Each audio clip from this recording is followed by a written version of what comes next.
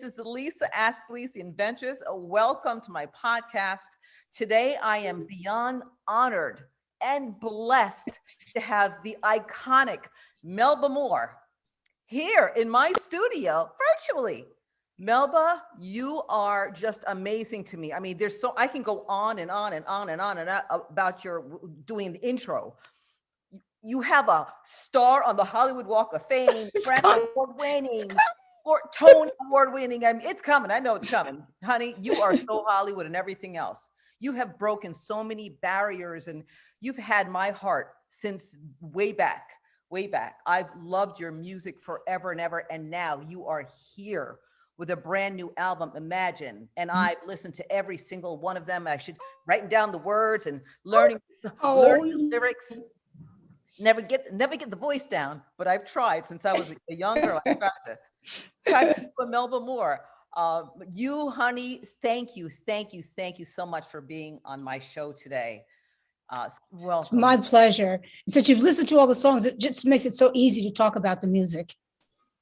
Oh my gosh, yes. You know, I have to say, I mean, we can go back and talk about like my favorite song back in the day was Lean on Me. Mm-hmm. And I would sing it around my house and my father would say, stop. Just please leave it to Miss Moore. Melba Moore, this is not for you. This is not your lane. You want it to be, but your music has moved so many. I mean, I've lived through so many wonderful songs that you created.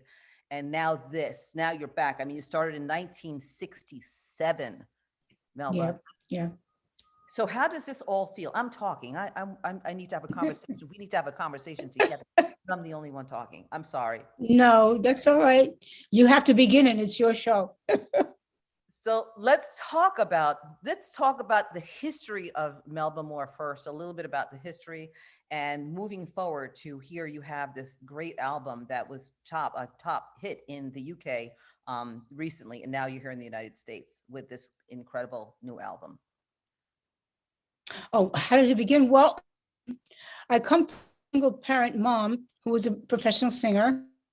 And my natural father was a very well-known big band leader by the name of Teddy Hill. So it's in my DNA at that point. But in the beginning, like many people, but especially African-Americans, the family was broken. But my mother married a musician. And now I become not just an only child of a single parent, but he has a son and a daughter. So now I have a brother, aunts, uncles, a real family, because your family is your first community. So that's extremely important. And he and my mother worked together as musicians. So now before there was no music. Now there's a family, music, a community. Everything is made whole when he marries and I have a family. And that's how I think my wholeness begins. I'll put it that way. Oh, I love it. So when did you find your voice? When did you know that you were a singer? Probably around high school. Because before that, because in the family everybody sang, so you could find out if you had a voice or not. Everybody had a voice, but I found out that I had a voice. I could sing, and junior high school. Choir, and you have all these talented people that are around you, but I'm just in a public junior high school. But I find out then that there's an art and music high school that I could go and major in music in. And so I do that. I go to art and music high school in Newark and major in vocal music. Because everybody's got a voice there too. Yes. So I had a voice, but everybody had a So then I take a music education major in Montclair Teachers College. I teach public school vocal music for 2 or 3 years. And then after that, I decided, you know what, I love teaching, I'm good at it, but I want to try to see if I could really sing. And so I get my father to get me into show business. And one of the first people I meet is Valerie Simpson, as we're making the rounds trying to, where do you get an agent? How do you get work? You know, what's available for us? And she gets me involved in studio singing, backup work. And I'm going to fast forward. One of the recording sessions is headed by Galt McDermott, and he's doing his own solo album of the music from the Broadway music Hair because he wrote the music for it and he's a music director and keyboardist. So from that, Jim Rado, who I just heard passed away today, and they wrote the book for the musical and the lyrics for all of the songs. Let us know that they're still casting for the Broadway show Hair. Oh. So I really start to find my voice on in my first music because the Hair was a total experiment. Oh, is that right? Isn't that funny? Never knew Yeah. that. That was an experiment. Well, not my experiment. It was an experiment. Yeah, sure. I was part of an experiment. That's how I found my voice.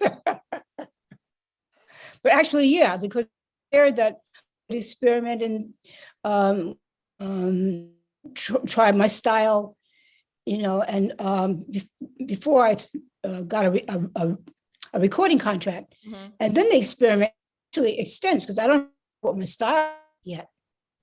So I'm starting to find my voice there, just starting. And there's no one who has a voice like yours, Melba. There's no other singer. You have the most obvious, to me, the most recognizable pitch. It's when you open your mouth, it's Melba Moore.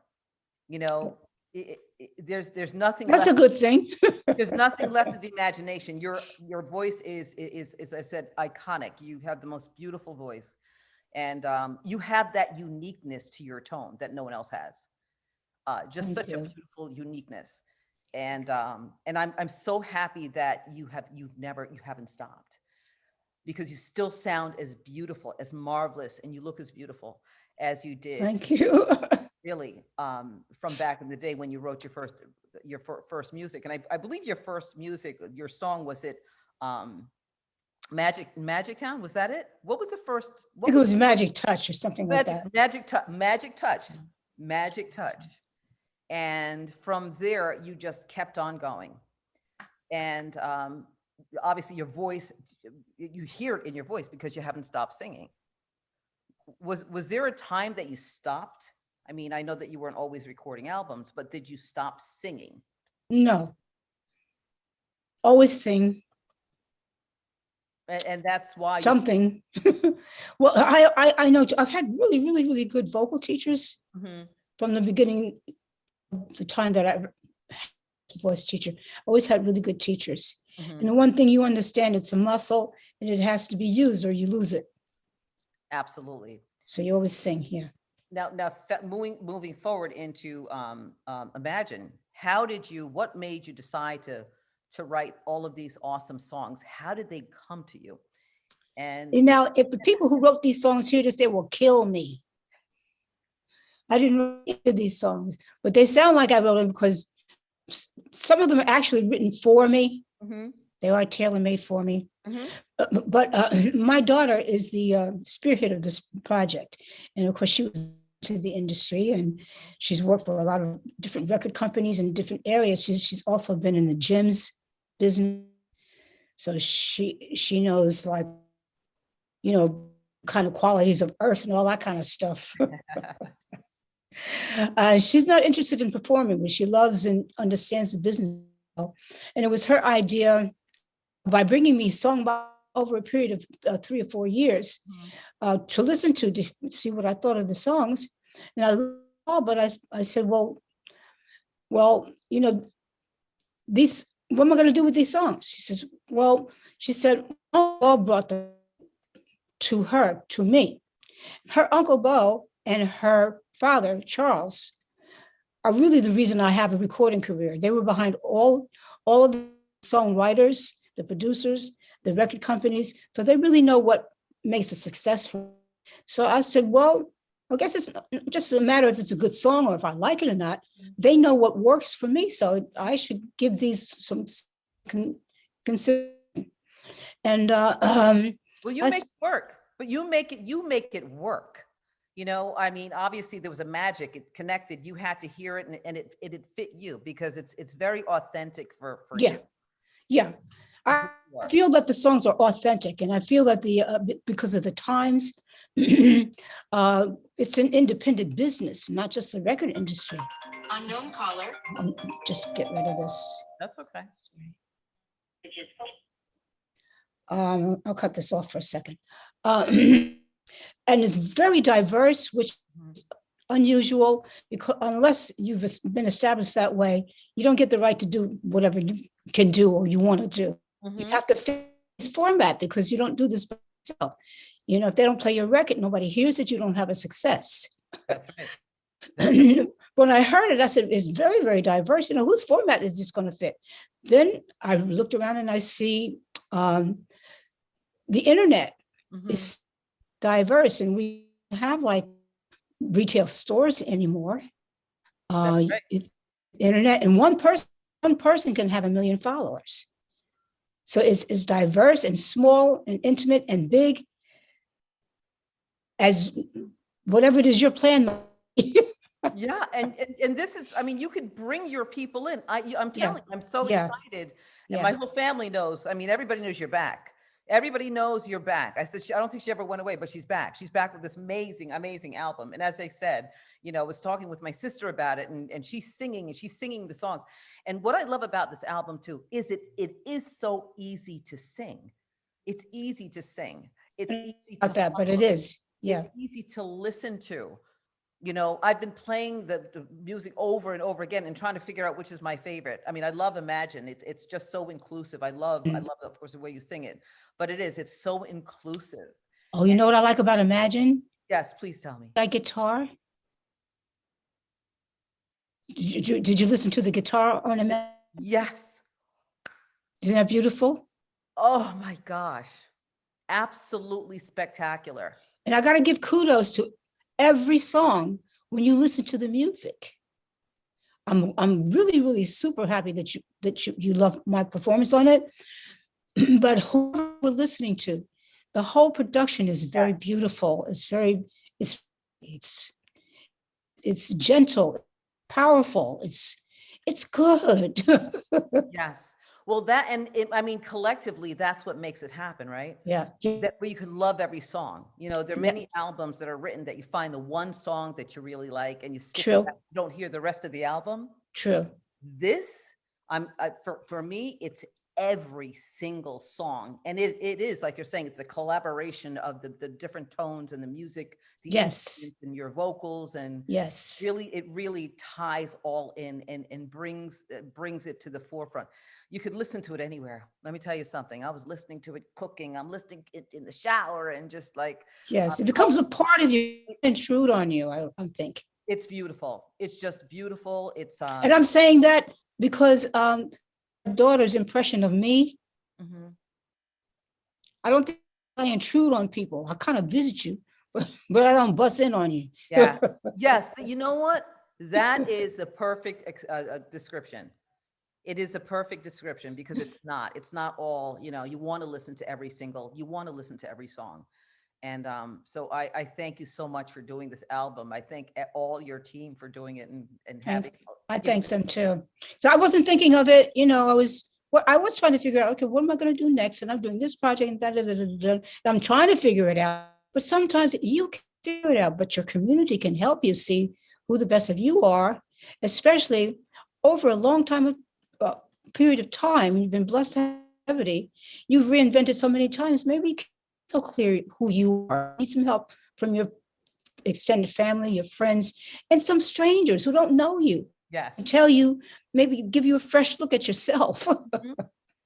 You know, it's incredible. It really is.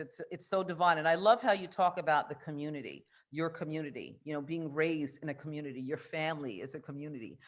And you're so blessed to have that because I think without first and foremost, without God, we are without having that community of love and support. Right. No matter how great you are at something, you're broken. You're broken. I hate to bust in on you. Like I said, I wasn't going to do. No, it's really the truth. If you don't have that support, that community, that love, as great as you could be as a vocalist or an art, whatever. Whatever. It doesn't matter what it is. Doesn't matter if you don't Yeah. have that community surrounding you, supporting you, and lifting you up. You just don't have it because you're not Right. confident enough to do it, and that's You're why. hearing people talk about certain folks uh, who are not to have empathy. Mm-hmm. If you don't have empathy, if you can't feel what somebody else feels, you can grow into a very cold-blooded, hard-hearted, Yes. brutal person without those elements. Yes. If you're blessed, have somebody kind of knock you on the kneecaps every once in a while. Oh yeah, and so are you. And we're in this.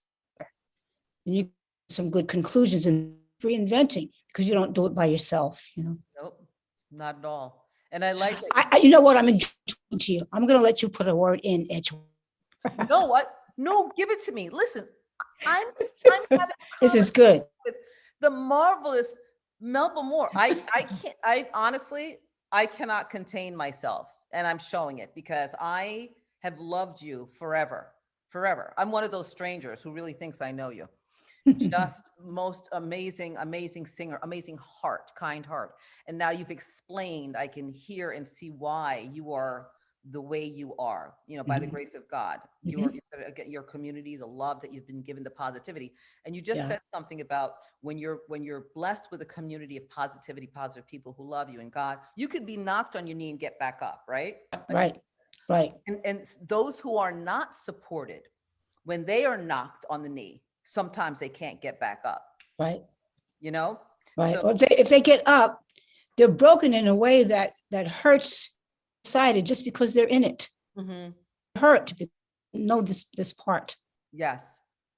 Yes. When I say they hurt, I mean they hurt others. I don't mean they're hurting because I guess the thing that so much is the times that I can remember that were worse and the hardest and the saddest. Somebody was always kind to me. I remember being so broken, I could express how hurt and dumbfounded I was at the loss and what I'm going to have to face. And in some cases, I remember being with people who were sensitive enough not to say anything, just to sit there with me. So I would know I wasn't by myself, and that would keep me alive. Yes. It's so important. Mm-hmm. Thank you for letting me say it and for evoking that from me. I love that. I love this conversation, and I want to ask you if there is a favorite song that you have on this new album. What is it, if there is? It keeps changing, but I think I like Imagine. Yeah. When I listen to the lyrics, and I do what it says because we're the image of God. And he says, the things we imagine will come true for us. Mm-hmm. Yes. And he's the one that can come true. So. Yeah. And it helps you to believe maybe what might be impossible. That's good. Mm-hmm. So that just by our desire and the things we listen to and the things we become actually make this a better world. And what other way? We say this all the time, but think about some things that seem impossible, but they're not. And they're not. You have to imagine it, right? Yes. Imagine it. Speak it into existence. Yes. Believe it can happen for you, and it actually can. Yeah. Or believe it can happen for somebody else. For somebody else. Because what you make happen for somebody else, he'll make happen. I remember that one. That's even better. Yeah. That's even better. I always say we're not here for ourselves. Many of us think we are. We're not here for ourselves. We're here to give. And you don't give to get. You give, you're going to be blessed no matter what. But just give. Just give. And I thank you for giving us the incredible music that you've given us through the years. Your beautiful voice with your wonderful team, your daughter, your family, your community. I love it. I love it so much. I really do. And I'd love to actually meet you in person, Melba Moore. We'll have to do that. Where are you? I'm in New Jersey. I'm in central New Jersey. Oh, well, we're not too far from each other. No, I know. You know what we should do? What's that? We should make a date come up to West New York and take a ride on the, do you know where it is? The ferry? Uh-huh. I will do that. It's like you almost like you live in Fort Lauderdale. Ah. Now, what part is this? What part of West New York, New Jersey. yes. I have a client who lives in West New York. I went there once. I was like, where am I? Right. It's like we're in a bubble, kind of. We're right in tunnel. So we're near the Newark Airport. Yes. We're near LaGuardia Airport. I mean, Kennedy Airport is away, but the Holland, we're near everything, and we're also near the ferry. The ferry is like, you know, you went to Fort Lauderdale. You know, you got on your yacht or something. Well, we have to make this a date. We're going to do, after we get off of here, we're going to make this a date.